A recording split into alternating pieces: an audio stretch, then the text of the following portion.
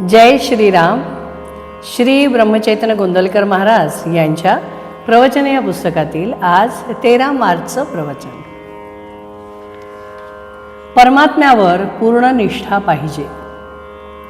आई करता रडत असलेले मूल आई भेटल्याशिवाय रडणे थांबवत नाही.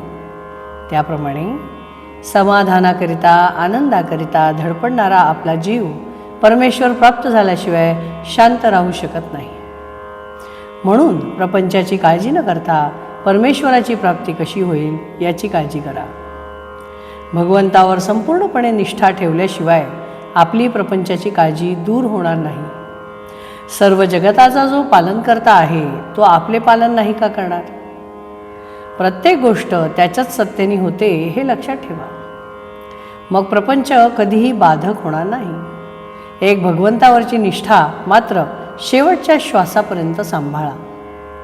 आपण पुराणात वाचलेच आहे की भीष्माने पांडवांना मारण्याची प्रतिज्ञा केली.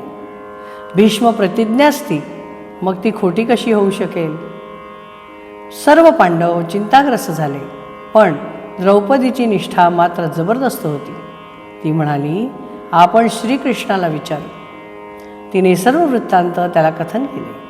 श्रीकृष्ण म्हणाला, भीष्माची प्रतिज्ञा खोटी कशी होईल? तरी आपण एक प्रयत्न करून बघू. तो म्हणाला, द्रौपदी तू असे कर, रात्री भीष्माचार्यांच्या आश्रमात जा. तिथे फक्त संन्याशांना आणि स्त्रियांना मुभा आहे. मी तुझ्याबरोबर आश्रमापर्यंत येतो.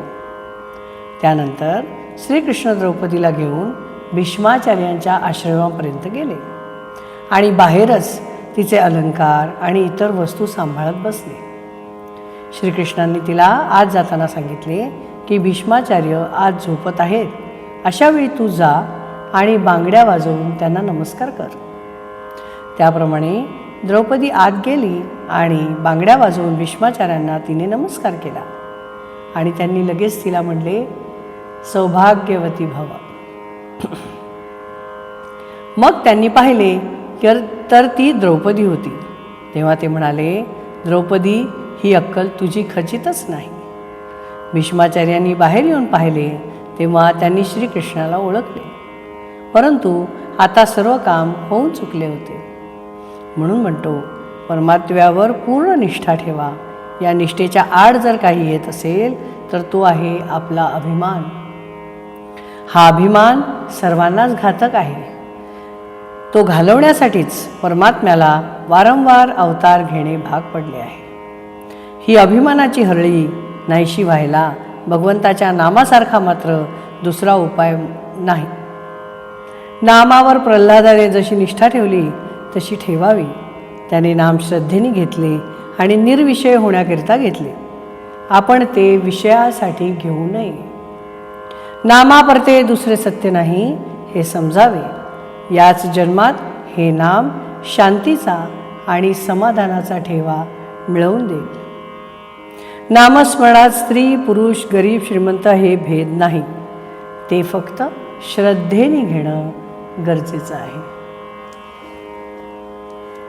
जय श्री श्रीराम. जय राम जय जय राम. श्रीराम जय राम जय जय राम. श्रीराम जय राम जय जय राम. श्रीराम जय राम जय जय राम. श्रीराम जय राम जय जय राम. जय श्रीराम.